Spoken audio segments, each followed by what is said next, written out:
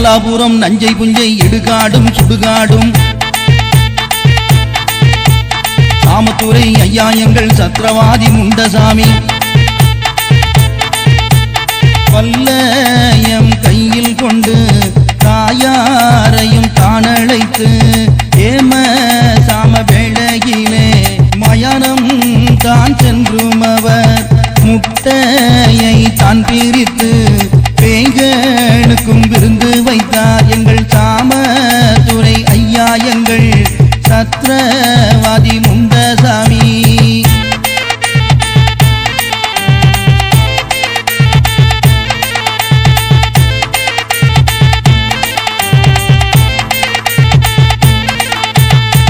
மீசை பேரணகா பொன்முடி நிறத்தனகா